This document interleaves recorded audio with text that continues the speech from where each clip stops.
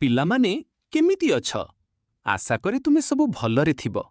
ଆଜି ଆମେ ଚତୁର୍ଥ ଶ୍ରେଣୀର ଭାଷା ମହକ ପୁସ୍ତକରୁ ତୁମ ପାଇଁ ସୁନ୍ଦର କାବ୍ୟ ଦୁଇଟି ହାତ କାମ ବହୁତ ଗାନ କରି ଖୁବ୍ ମଜା ନେବା।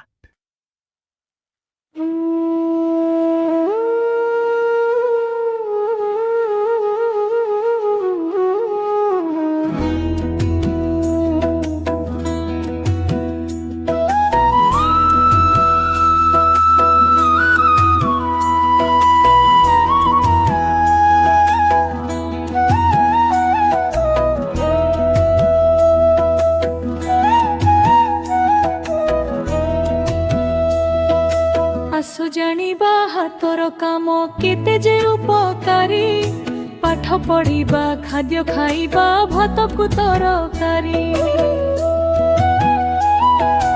आम हातर पांच आंगुठी आंगुठी अगे नख देहड़िया करई सफा एहाकु सफा रख बाम डाहाण हाथ दुईटी अलगा अते कामे हाथ दुई को रखिले सफा सुस्थ रहिबा में।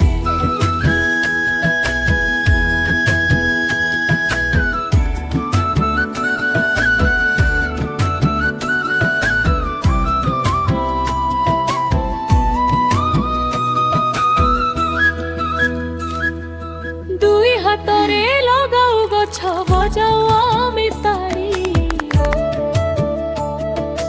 गछरु फल नीति खाऊ दुई हाथरे तोड़ी